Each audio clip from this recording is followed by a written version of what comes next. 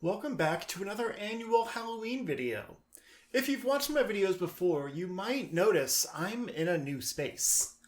I didn't know it would be done in time for this video, but it definitely works out since now I can dim the lights and set the mood. No, not that mood. There we go, that's the one. But anyway, enough about my studio. Let's roll into the spooky intro and get into the scary stuff.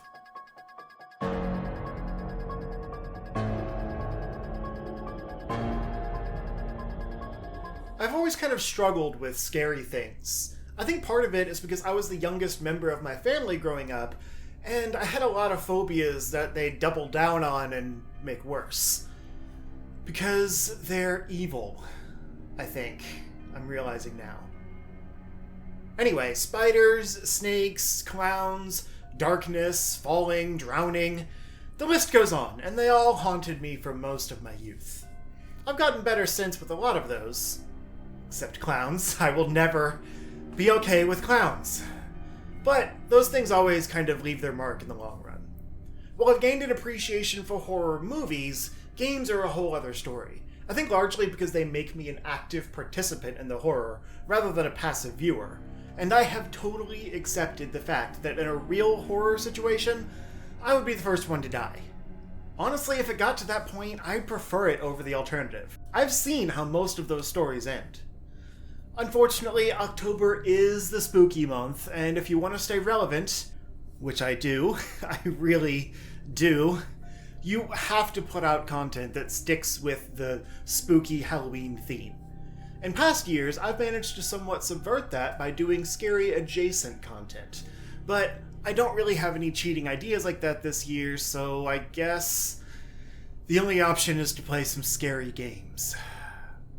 I still managed to kind of cheat though, by focusing my attention on horror games I've already played before, so at least it won't be so bad to revisit them. That's right, much like the title says, I'm here to list the best horror games that I've actually played before. This might be my most biased list so far, as most of these games are included either because I made content on them for past spooky months and ended up liking them, despite the fear sweats, or because they had something compelling to offer gameplay or story-wise that made it worth struggling through the parts that scared me. So, without further ado, let's get on with this, I guess. Until Dawn. We're starting off with a game that, honestly, even while playing, I didn't totally see the appeal of. It's that type of narrative, choose-your-own-adventure style game that Telltale has done well for so long, but it looked and felt more like it was trying to be a playable movie, and it wasn't made by Telltale, so I wasn't sure if the element of freedom would really come across the same way, or if it would just be some scripted this or that moments, and then the story would continue on mostly unfazed. And I'll admit, I probably should have given it more time to impress me, but I didn't own the game and was just playing it with a friend who brought it over. It is really interesting though, and pretty well done with some eerily uncanny valley character models led by solid performances from big-name actors, including Rami Malek before he hit it big. That playable horror movie element made it appeal more to me because, like I said, I am way better with scary movies than scary games, so the fact that a lot of this game is just watching cutscenes and then making decisions made it a lot more bearable, but also toned down quite a few of the scary moments too. If you can't tell, my opinion of this one is pretty torn. I doubt I would have ever played it if not for the channel, but I'm also glad I did, and if you haven't seen the partial playthrough of it, I think my friend and I had a lot of fun with it.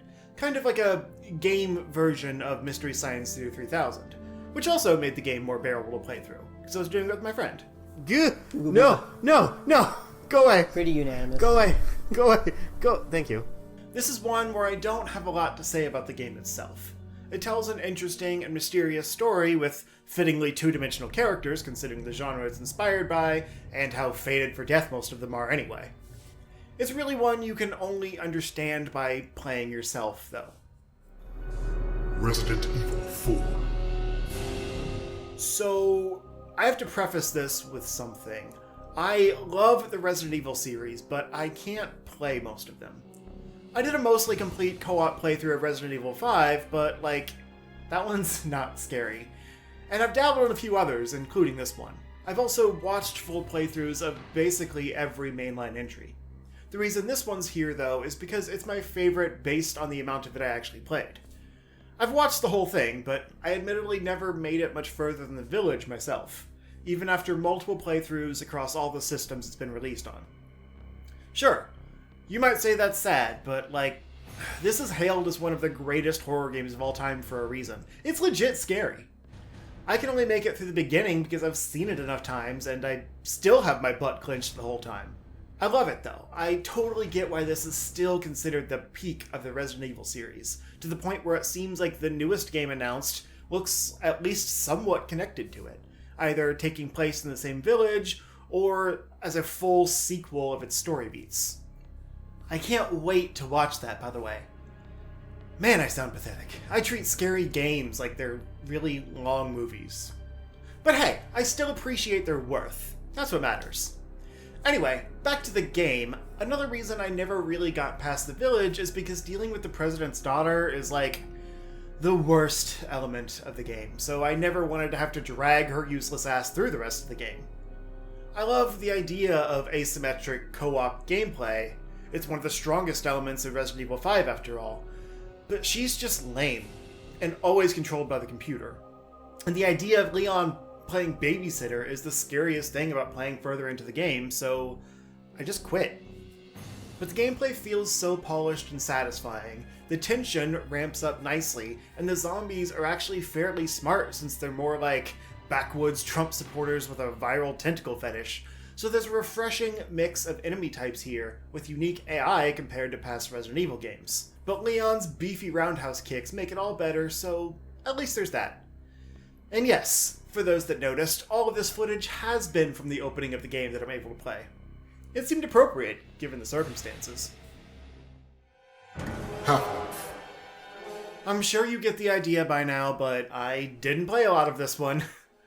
I actually thought I did, but whenever I talk about how far I got with friends, they say, "You didn't even make it out of the facility?" Which is how I learned there's more to the game than just the facility. But, to its credit, despite only playing it once in a single many-hour session over 15 years ago, I still vividly remember many parts of it. For one, it opens strong. It's slow, sure, but it really sets the tone and establishes all the characters and important plot points before everything goes to hell and you're left mostly alone for the rest of the runtime. I assume. And when everything does go wrong, you're not left with a lot of time to get your bearings. It feels kind of like the first time the Flood are introduced in Halo, which, as you might recall, is a mission I included in last year's Halloween video, because it's also spooky intense. But in this game, once the creatures make themselves known, you're just on your own to survive, by whatever means necessary, which for a while is just the iconic crowbar. I also remember trying to escape the facility through the sewers, and how much creepier the game was in the dark. I think that's around when I quit, because I was already playing in a dark room, and, as I mentioned in the intro, I still had a mild fear of the dark at that point. And still, honestly, because I'm baby. So I had about all I could take and never got a chance to pick up my save file again. But I want to point out that I'm writing this before getting footage of the game, just to see how accurate my memory of the game is. And speaking of memory, I think the scariest part of the game is how much those friggin' headcrabs are burned into my memory. It doesn't help that I've seen them in other places too, like Gmod maps for example. But yeah, I'll probably never go back and beat it, but I definitely understand why Half-Life is still considered one of the greatest games ever made. It's stuck in the memory of someone who doesn't even like horror games, after one experience with it many years ago. If that's not a testament to its quality, I don't know what is. Bioshock. Hey, me again, the guy that hasn't played much of any of these games.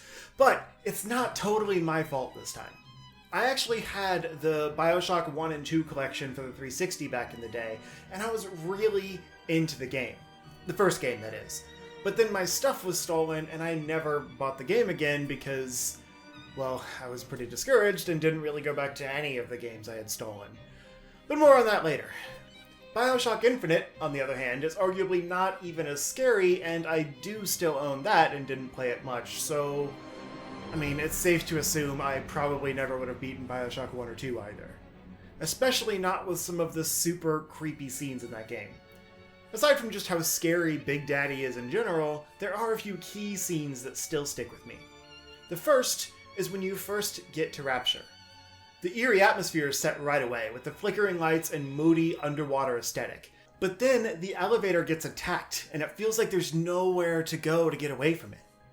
I don't specifically have a fear of elevators or anything, but there's still something terrifying about that helplessness and being trapped in a confined space. If you've ever seen the movie Devil, you'll know what I'm talking about. Great movie, by the way, super underrated. It's on Netflix right now, go check it out. Anyway, it turns out that's just a scripted section designed to soil underwear.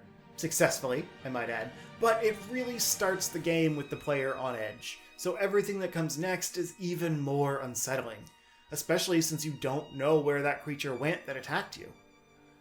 The next moment I vividly remember is a little later.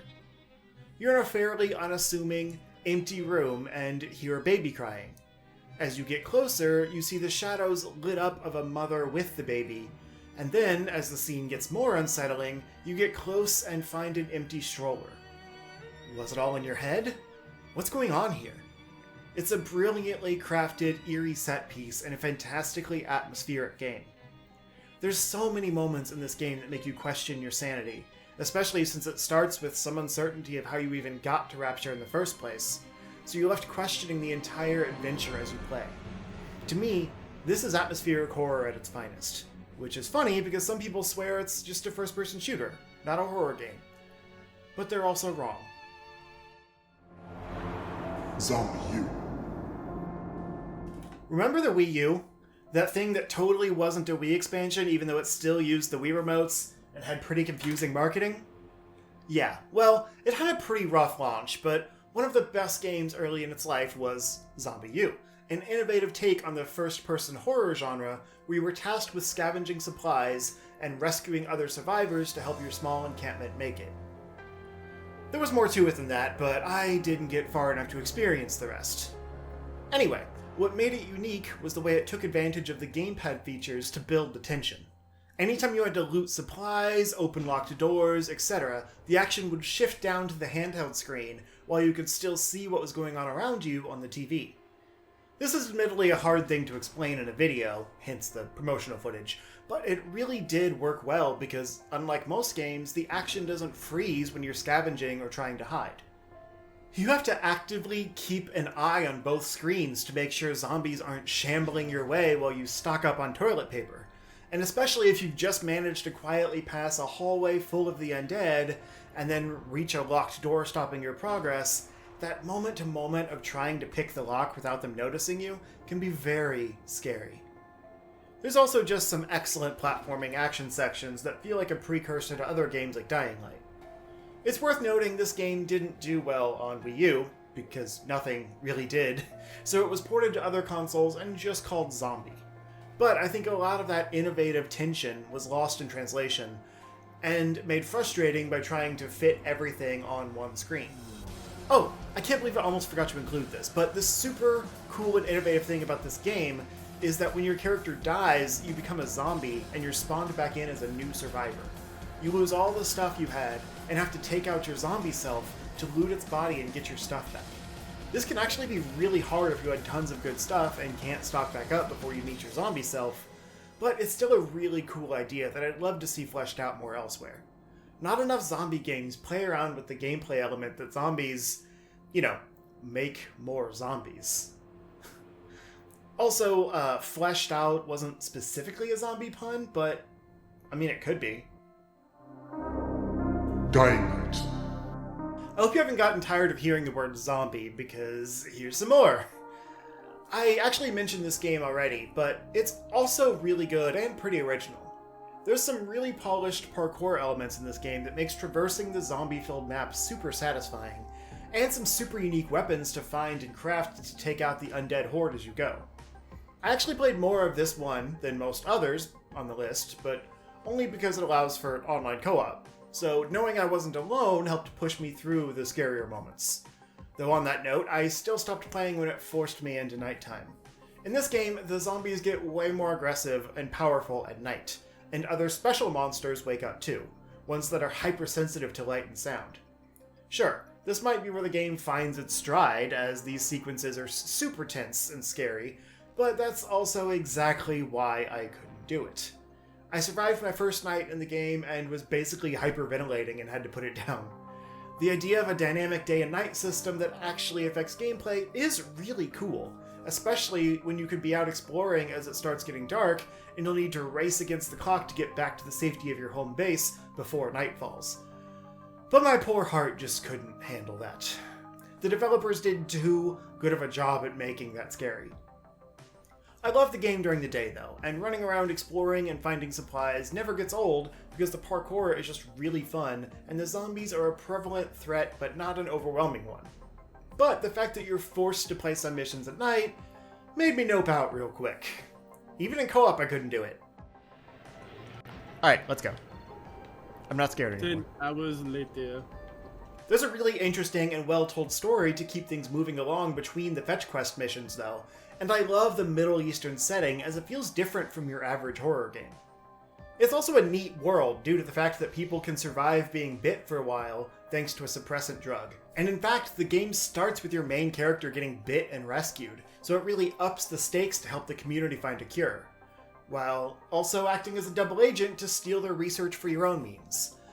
That part I don't totally understand because I didn't get far enough into the story, but like I said, it's compelling as you try to learn more without blowing your cover.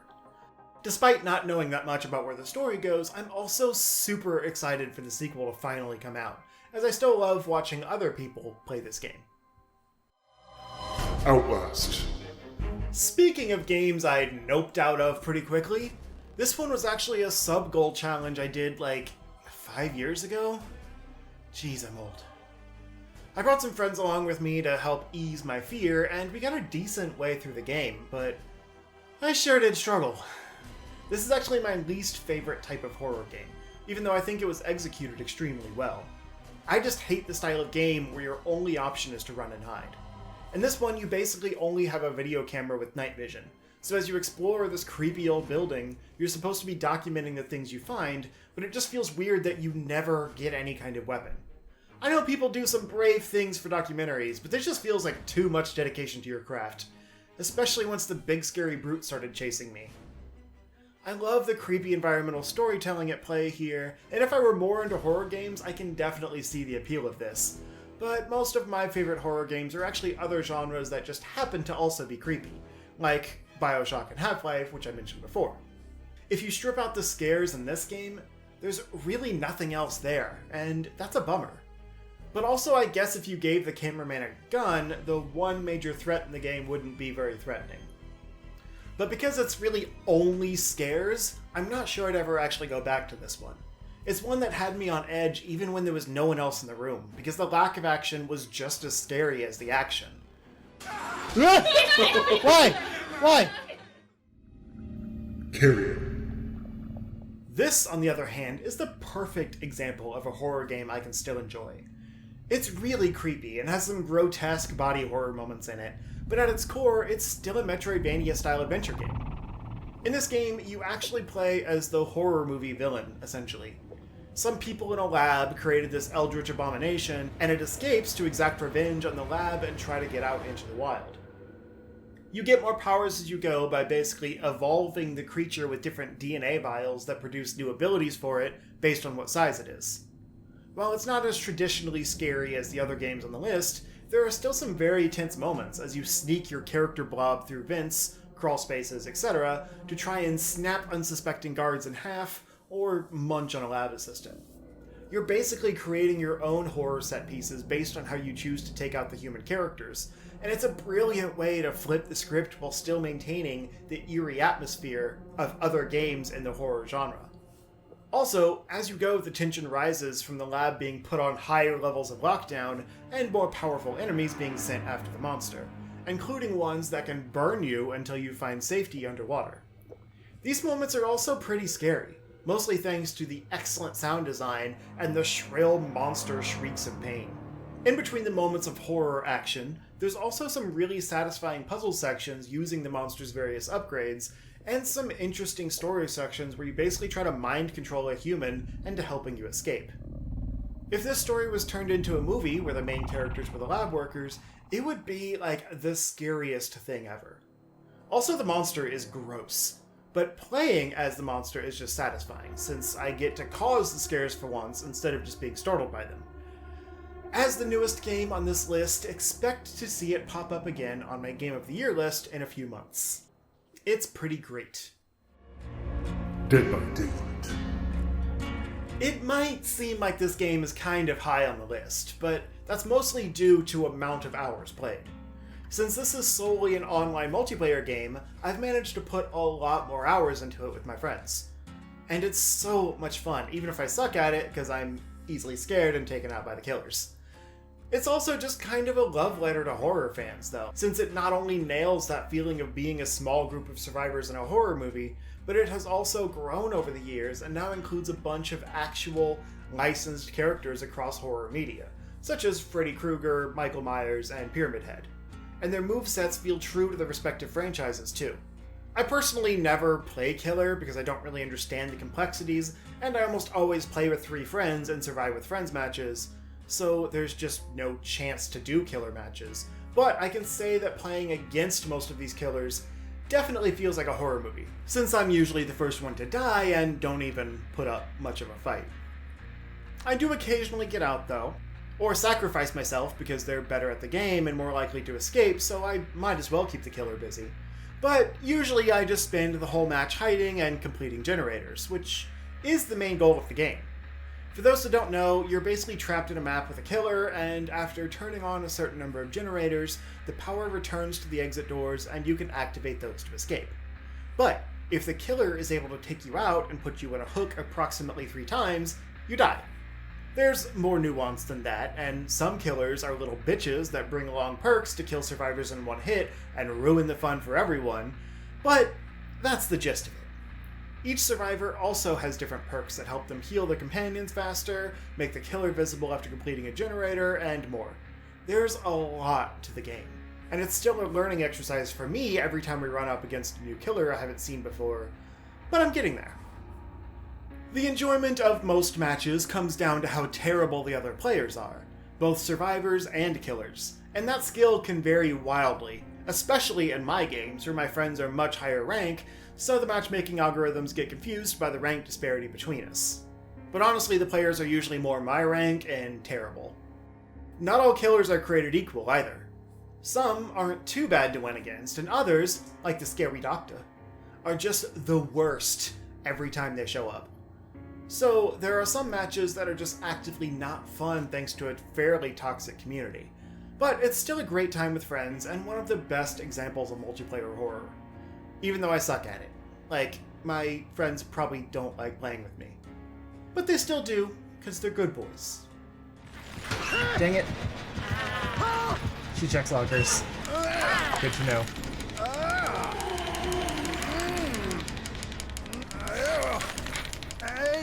Alright. Goodbye, cruel world. The Last of Us. Alright, here it is. Anyone surprised this is number 1? This is not only one of the best horror games ever made, but it's the favorite game for a lot of people.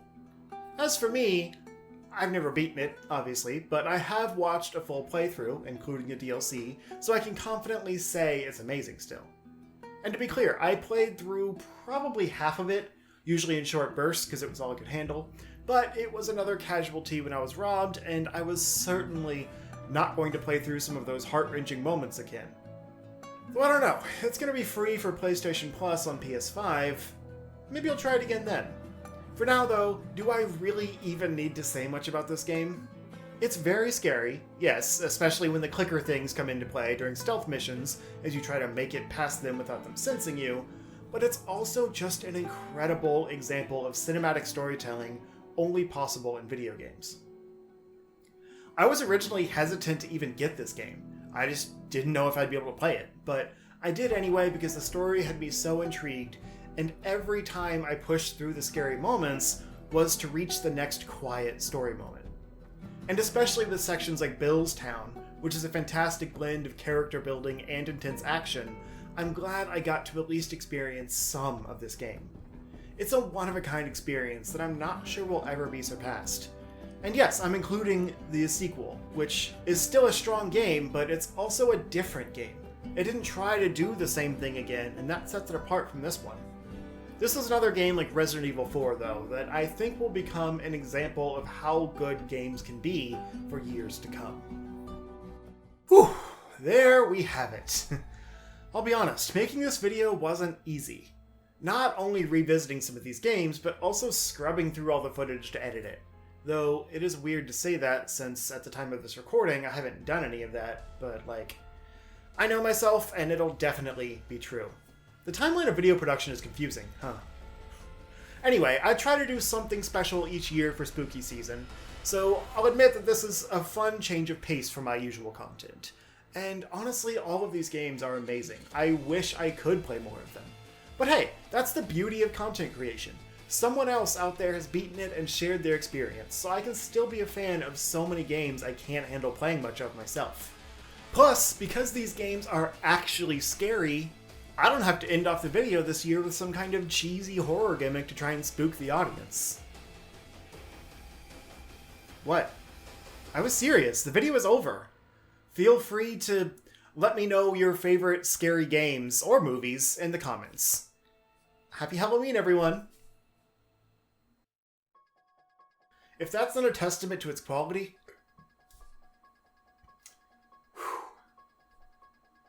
Great to burp mid-sentence. If that's not a testament to its quality... But then, the elevator... Don't know what that was supposed to say next.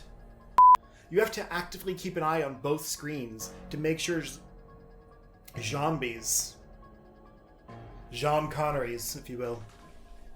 There's a really interesting and well-told story to keep things moving along between the fetch quest missions, though. Fetch quest shush. Hey, I set it up to autofocus so that when I come up here to handle the teleprompter, I'm not just a blurry mess. So, what up? How do you like this close-up? I have no idea if this is on camera. Where do you leave off? Okay, there we go. Great. It's also a neat world due to the fact that people can survive being bit for a while thanks to a suppressant drug. And, in fact, the game starts with your main character... Really? Psst! Cats! Quit being dicks!